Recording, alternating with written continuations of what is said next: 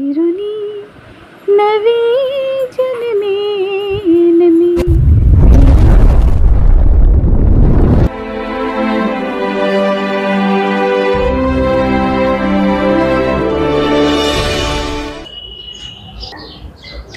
जाताना ती सांगून गेली, एकाच या जन्मी जणू फिरुनी नवीन जन्मेन मी.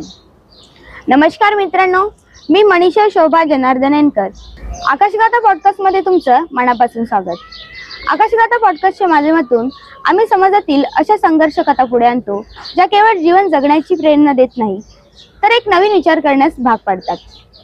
तर आज आपण अशाच एका संवेदनशील विषयावर बोलणार आहोत आणि तो विषय म्हणजे अवयवदान. ओठात विद्रोह अन पोटात विस्तव, डोळ्यात आग अन उरात त्याग, ध्यास मनी सदा लोक कल्याणाचा, त्यांनीच रचला पाया नव इतिहासाचा. म्हणूनच ठरल्या त्या नवदुर्गा. सध्याच्या सामाजिक आणि वैद्यकीय क्षेत्रातील सर्वात महत्त्वाची चळवळ. स्वातंत्र्य दिना दिवशी आपण देशाच्या स्वातंत्र्याबद्दल बोलतो, पण खरे स्वातंत्र्य तेच जेव्हा आपण इतरांना नव्याने आयुष्य देऊ शकतो. ती गेली नाहीये, ती इथेच आहे. अनेकांना नवजीवन देऊन अनेक देहातून पुन्हा उभी राहून जगतीये. तर मित्रांनो, अवयवदानाचा खरा अर्थ हाच आहे, जीवनानंतरही जीवन जगण्याची आणि इतरांना जीवन देण्याची नवीन प्रेरणा. हीच हिंमत दाखवली आहे कायद्याने वागा या लोक चळवळीचे कोकण विभाग संघटक दीपक परब यांनी. दीपक आणि सईचं नुकतंच लग्न झालं होतं. घरात एक नवीन पाहुणा येणार होता, पण प्रसूतीच्या वेळेस अशा काही कॉम्प्लिकेशन्स आल्या की दीपकला एक धाडसी निर्णय घ्यावा लागला.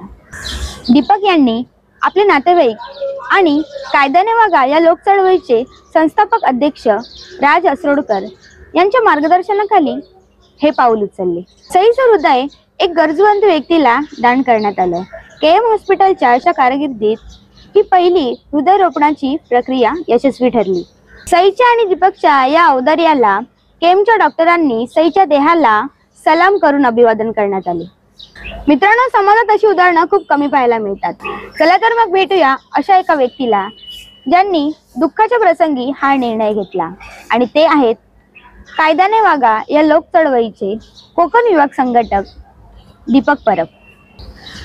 तर दादा, आकाशगाथा पॉडकास्ट मध्ये तुमचं मनापासून स्वागत. नमस्कार, माझं नाव दीपक सुनंद वासुदेव परब. आकाशगाथा या चॅनलने मला या ठिकाणी आज बोलवलं आणि हा जो संवेदनशील जो विषय आहे अवयवदानाचा, तो लोकांपर्यंत पोहोचवण्यासाठी मला जी संधी दिली त्यासाठी मी आकाशगाथा या चॅनलचे आभारी आहे. विचारताना दुःख होतोय, पण धाडस करून विचारते, तुमच्या पत्नीची ही अवयवदानाची घटना नेमकी कशी घडली? सई आणि माझ्या लग्नाला 7 वर्ष पूर्ण झाली होती आणि आम्हाला एक गोड बातमी कळाली की आम्हाला बाळ होणार आहे करून. गर्भावस्थेमध्ये असताना सर्व काही सुरळीत चालू होतं आणि अचानक 7व्या महिन्यामध्ये तिला बीपीचा त्रास सुरू झाला. आणि तो जो त्रास सुरू झाला त्यासाठी आम्ही कल्याणमधील लोकल हॉस्पिटलमध्ये घेऊन गेलो होतो. तिथे गेल्याच्या नंतर कळालं की परिस्थिती हाताच्या बाहेर गेलेली आहे आणि डॉक्टरांनी पुढील उपचार करण्यासाठी नकार दिला. त्यामुळे आम्हाला तिला इथून पुढे घेऊन जावं लागलं KM हॉस्पिटलला.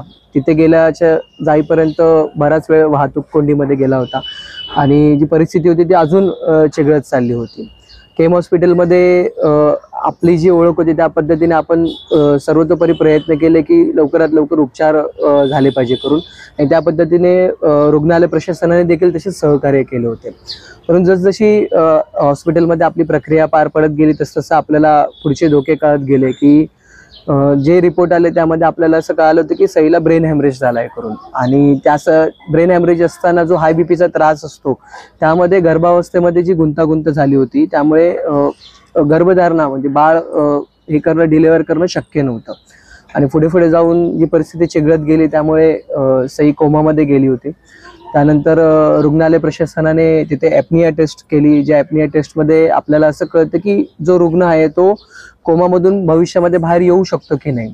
तर ती टेस्ट झाल्याच्या नंतर आपल्याला असं कळालं की सई भविष्यामध्ये कधी कोमामधून बाहेर येणार नव्हती. आणि मग त्यावेळेला तिथे रोटोसोटो जी संस्था होती त्या संस्थेने आपल्याशी संपर्क केला आणि ती संस्थेने आपल्याला सांगितलं की जर अशा परिस्थितीमध्ये आपण सईचे अवयव दान केले तर त्याचं मोलाचं कार्य तुमच्याकडून होऊ शकतं. खरं तर अशा एकदम वेगळी परिस्थिती माझ्यावर होती आणि अशा परिस्थितीमध्ये माझ्या हातातून बाळ पण गेलं होतं त्यावेळेला आणि सही सुद्धा जाणार होती आणि अशा वेळेला मला तो निर्णय घेणं थोडं कठीण होतं. परंतु सामाजिक क्षेत्रामध्ये मागील 10 वर्ष काम करत होतो. कायदे बघा लोक चळवळ सोबत मी जोडलेला होतो आणि आमचे जे संस्थापक अध्यक्ष आहेत राज असरोणकर त्यांच्यासोबत मी संवाद साधला. सईचा जरी मी पती जरी असलो तरी मी तिचा मालक नव्हतो, त्यामुळे माझ्या घरच्यांशी तिच्या घरच्यांशी मला संवाद साधायचा होता आणि मी तो वेळ रुग्णालय प्रशासनाकडून मागून घेतला त्यावेळेला आणि सगळ्यांशी चर्चा केल्याच्या नंतर मी ह्या निर्णयावर पोचलो होतो की सईचे जे अवयव आहेत ते आपण दान करायचे करून. आणि त्यावेळेला मग आपण रोटोसोटो जी संस्था होती तिथले त्यांना आपण परवानगी दिली की आम्ही अवयव दानासाठी तयार आहोत करून आणि मग त्यांनी पुढची जी कायदेशीर प्रक्रिया आहे ती सुरू केली. मग तर दादा तुम्ही ही हिंमत कशी बांधली आणि हा निर्णय घेण्यासाठी तुमच्या घरच्यांना कसं तयार केलं? आणि अवयदानाबद्दल जे समाजामध्ये जे वेगवेगळे कार्यक्रम सरकारतर्फे व सामाजिक संस्थांतर्फे घेतले जातात त्यामुळे अवयदानाबद्दल बेसिक माहिती आम्हाला होती. आणि खरं तर माणूस मेल्याच्या नंतर त्याच्या शरीराची राख होते.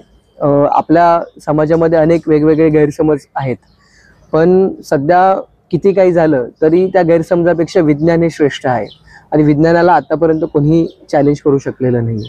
तो शरीराची राख होऊन माती करण्यापेक्षा त्या अवयवाचं कुठेतरी पुन्हा दान करणं मला योग्य वाटलं, कारण त्यामुळे एका व्यक्तीच्या अवयदानामुळे 9 लोकांना पुनर्जन्म मिळतो आणि ते जे पुनर्जन्म मिळणं आहे हे कुठेतरी मोठी गोष्ट होती माझ्यासाठी आणि म्हणून मला तो निर्णय घ्यावा लागला की 9 लोकांना जर सईमुळे पुनर्जन्म भेटणार असेल आणि सई त्या रूपाने ह्या जगामध्ये जर जिवंत राहणार असेल तर आपण नक्कीच तो निर्णय घेतला पाहिजे. आणि त्या दृष्टीने मी तिचं भाऊ असेल माझे घरचे असतील त्यांना समजवलं.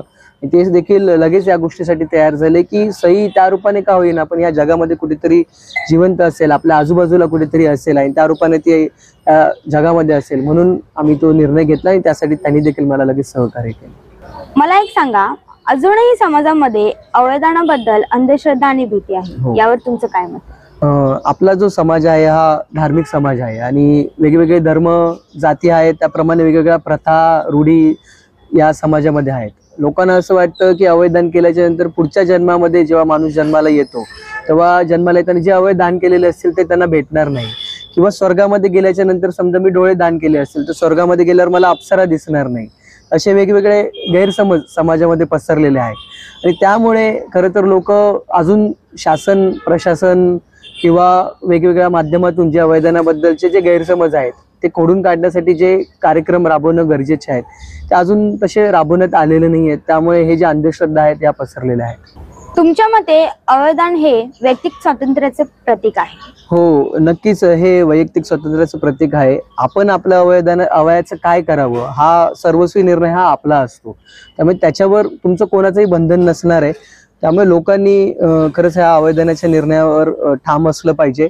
व्यक्ती स्वातंत्र्य आहे त्याबद्दल दुसऱ्या व्यक्तीचं कुठलंही त्याच्यावर तुम्हाला बंधन नसणार की तुम्हाला काय करायचंय. तुम्ही स्वतःचा निर्णय स्वतः घेऊ शकता आणि स्वतःचा जो अवयव आहे ते 9 लोकांना आपण दान करू शकतो. खरं तर असा प्रसंग कधी कोणावर येऊ नये, परंतु जर भविष्यामध्ये जाऊन जर असा प्रसंग आलाच तर आपल्या अवयवाची राख करण्यापेक्षा हे अवयदानाचं श्रेष्ठ दान आहे. त्याच्यामध्ये सर्वांनी सहभाग नोंदवावा आणि या अवयदानाच्या मोहिमेमध्ये मोठ्या प्रमाणात समाजाने व नागरिकांनी सहभाग घ्यावा असं मी सांगतो. अवयदानाला चालना देण्यासाठी सरकार व सामाजिक संस्था काय करू शकतात? अवयदानाला चालना देण्यासाठी सरकारतर्फे विविध उपाययोजना राबवल्या जात असतात. आताच ऑगस्ट महिन्यामध्ये अवयदान पंधरवडा राबवण्यात आला होता. त्यामार्फत जिल्हा प्रशासनाने वेगवेगळ्या माध्यमातून अवयदानाबद्दल आणि प्रचार केला आणि सर्व ठिकाणी पोहोचण्याचा प्रयत्न केला. आपले जे राज्याचे आरोग्यमंत्री आहेत ते देखील याच्यामध्ये होते. जिल्हाधिकाऱ्यांमार्फत ह्या सगळ्या ज्या योजना आहेत त्या राबवण्यात आल्या होत्या. मला स्वतःला मुंबई जिल्हाधिकारी कार्यालयामध्ये 15 ऑगस्टच्या दिवशी बोलवण्यात आलं होतं आणि तिथे सन्मानित करण्यात आलं होतं. माझ्यासोबत तिथे अनेक अवयदान केलेले दाते होते, त्यांचे घरचे कुटुंब होते आणि ह्या माध्यमातून शासन लोकांपर्यंत पोहोचवण्याचा प्रयत्न करते. अनेक सामाजिक संस्था आहेत त्या देखील या कार्यामध्ये जोडलेल्या आहेत, ज्या या सर्व काम करत असतात. परंतु हे जे प्रयत्न आहेत ते कुठेतरी थोडे कमी पडतात असं दिसतं, कारण प्रशासन एका ठिकाणी पंधरवडा साजरा करतं, परंतु ज्या मोठ्या प्रमाणात त्याच्या जाहिराती करणं अपेक्षित आहे किंवा लोकांपर्यंत पोहोचणं अपेक्षित आहे त्यासाठी पोहोचण्याचे जे माध्यम आहेत ते कुठेतरी शासन वापरत नाही असं या ठिकाणी निदर्शनास येतं. महाविद्यालय जे आहेत जिथे आज तरुण पिढी आहे जी विज्ञानाच्या दृष्टीने पुढे वाटचाल करते त्यांच्यापर्यंत खरं तर पोहोचणं गरजेचं आहे. आणि ती जी पिढी आहे ती पुढे जाऊन भविष्यामध्ये अवयदानाचा प्रसार करू शकते, प्रचार करू शकते. तर त्यांच्यामार्फत सरकारने पोहोचण्यासाठी उपाययोजना करणं गरजेचं आहे. ज्या ज्या ठिकाणी जास्त प्रमाणात लोक उपस्थित असतात, सामाजिक कार्यक्रम असतील किंवा पर्यटन क्षेत्र असतील, त्या ठिकाणी देखील अवयदानाबाबतचे कार्यक्रम शासनाने घेणं गरजेचं आहे. तिथे तसे माहिती फलक लावणं गरजेचे आहेत. आणि तसंच जसा आपला विषय झाला होता की जे अवयदानाबद्दलच्या ज्या अंधश्रद्धा आहेत त्या दूर करण्यासाठी कार्यक्रम घेतले पाहिजे. त्यासाठी महाविद्यालय आणि हे सर्वात मोठं हे असू शकतं प्रचार करण्यासाठी, कारण ती जी पिढी आहे ती भविष्यात जाऊन समाजामध्ये प्रचार करू शकते ह्या संदर्भातलं, असं मला वाटतं. तुमच्या मते युवक आणि शिक्षक अवयदानाचा प्रसार करण्यासाठी काय करू शकतात? अवयदान हे खरं तर श्रेष्ठ दान आहे. आता शिक्षक हे जे आहेत हे एक शिक्षक हजारो विद्यार्थ्यांना मार्गदर्शन करत असतो आणि तेच जे विद्यार्थी आहेत ते वेगवेगळ्या माध्यमामध्ये वेगवेगळ्या ठिकाणी जात असतात. अवयदानाचे जे हे कार्य आहे शिक्षकांमार्फत आणि विद्यार्थ्यांमार्फत समाजामध्ये प्रसार झाला तर तो योग्य पद्धतीने आणि जास्त प्रमाणामध्ये प्रसारित होऊ शकतो. त्यामुळे महाविद्यालय, जसं मी अगोदरच्या याच्यामध्ये बोललो की महाविद्यालय हे सर्वात मोठं हे असू शकतं की जे अवयदानाच्या या मोहिमेला बळ देऊ शकतं. त्यामुळे शिक्षकांकडून हे कार्य नक्कीच करणं गरजेचं आहे आणि विद्यार्थ्यांनी देखील या विज्ञानवादी जगामध्ये पुढे जाण्यासाठी ह्या अवयदानाच्या मोहिमेला सहभाग नोंदवावा आणि आपलं मोलाचं कार्य करावं असं मला वाटते. कायद्याने वागा लोक चळवळीची एक स्त्रीवादी भूमिका आहे. सावित्री उत्सव आणि सध्या नवरात्री येते, तर या नवरात्रीमध्ये देवीचं स्वरूप म्हणून तुम्ही सईला कसं आठवाल? खरं तर सई आज आपल्यामध्ये जरी नसली तरी ती तिच्या अवयाच्या रूपाने ह्या जगामध्ये कुठेतरी जिवंत आहे. आणि आपण नेहमीच पाहत आला की समाजामध्ये हा पुरुष सत्ता ही आपल्या देशामध्ये आहे आणि स्त्रियांकडे एक दुय्यम वागणूक नेहमी दिली जाते. परंतु मला असं वाटतं की स्त्रियांचा योग्य तो सन्मान हा प्रत्येकाने करणं गरजेचं आहे, मग ती स्त्री आपल्या घरची असो किंवा बाहेरची असो. आणि हे जे आताचं जे युग आहे त्यामध्ये आपण बघता की वारंवार स्त्रियांवर वेगवेगळे अत्याचार होतात आणि बाकी सगळ्या गोष्टी होतात. त्या दृष्टीने स्त्रियांना जी योग्य ती वागणूक आहे त्या देण्याच्या दृष्टीने समाजामध्ये एक मोठा बदल झाला पाहिजे. आणि अवयदानाच्या भूमिकेमध्ये स्त्रीने जी आज सईमुळे जी आज मी भूमिका घेऊ शकलो, त्यामुळे सई कालांतर जरी नसलो तरी या जगामध्ये सईचं नाव आज असणार आहे आणि त्याचा मला आज अभिमान आहे असं मला वाटतं. तर जाता जाता एक शेवटचा प्रश्न, तुमच्या पत्नीचे अवयव अजूनही कोणाच्या तरी शरीरात जिवंत आहे, तुमच्या आठवणीत याचा काय अर्थ लावाल? खरं तर सईसोबत माझ्या खूप आठवणी जोडलेल्या आहेत. मागील 10 वर्षापासून आम्ही एकमेकांसोबत होतो आणि सईला विसरणं खरं तर खूप कठीण आहे. परंतु सई जाता जाता सईचे अवयव मी ह्या जगामध्ये दान केलेत आणि त्या वेगवेगळ्या अवयवाच्या रूपाने ती या जगामध्ये आहेत. आणि तेच माझ्यासाठी खरं तर खूप मोठं आहे की सई या जगामध्ये असणं हे माझ्यासाठी खूप महत्त्वाचं होतं. आज ती शरीर रूपाने जरी माझ्यासोबत जरी नसली तरी तिच्या ती अवयव रूपाने ह्या जगामध्ये आहे आणि ती कुठून तरी मला बघते किंवा या जगामध्ये आहे, हीच माझ्यासाठी खरं तर खूप मोठी गोष्ट आहे. आणि तिला विसरणं खरं माझ्यासाठी खूप कठीण आहे. परंतु हे असताना सुद्धा समाजामध्ये वावरताना समाजासाठी एक वेगळी भूमिका घ्यावी लागते आणि ती भूमिका मी घेतली आणि त्या भूमिकेचं मला आज समाधान आहे. आणि सई अशीच त्या अवयवाच्या रूपाने या जगामध्ये असेल आणि माझ्या आठवणीमध्ये असेल असं. सईचा दीपक म्हणून या समाजाला काय सांगून जाईल? खरं तर अवयदानाबद्दल शासनातर्फे विविध योजना राबवल्या जातात, प्रचार केला जातो, प्रसार केला जातो. परंतु आज आपण जर आपल्या फक्त देशाचं उदाहरण घ्यायचं म्हटलं तर लाखो लोक अवयदानाच्या प्रतीक्षेमध्ये आहेत. भरपूर लोकांना अवयदानाची गरज आहे आणि त्यांची प्रतीक्षा यादी ही वाढत चाललेली आहे. परंतु त्या मानाने अवयदान हे खूप कमी प्रमाणात होतं.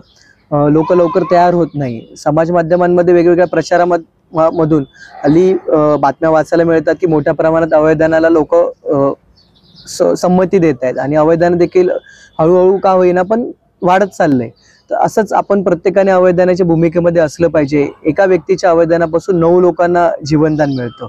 आपल्या शरीराची, पुन्हा मी तेच सांगेल की आपल्या शरीराची राख होण्यापेक्षा हे जे शरीर आहे ते अवयव रूपाने कुठेतरी या जगामध्ये राहील आणि आपल्या नातेवाईकांना देखील किंवा आपल्या जे आपले जीवलक आहेत त्यांना देखील त्याचं एक समाधान असेल की आपली व्यक्ती या जगामध्ये जिवंत आहे. त्यामुळे आपल्या या अवयवरूपाची राख करण्यापेक्षा आपण ते अवयदान करावं आणि अनेक गोरगरीब गरजवंत जे आहेत त्यांना एक नवीन जीवदान द्यावं असं मी या ठिकाणी सांगतो. धन्यवाद दादा, तुम्ही मला आणि आमच्या प्रेक्षकांना हा असा अमूल्य सल्ला दिलात. मला विश्वास आहे की तुमच्या या संदेशाने प्रेरित होऊन अवयदानाबद्दल जनजागृती नक्कीच निर्माण होईल. तर दर्शको, आज इथेच थांबूया. आकाशगाथा या पॉडकास्टच्या माध्यमातून आम्ही असेच समाजातील विविध विषय तुमच्या समोर आणत राहू. आजचा हा एपिसोड तुम्हाला कसा वाटला कमेंटमध्ये नक्कीच सांगा. लाईक आणि सबस्क्राईब करा आकाशगाथा.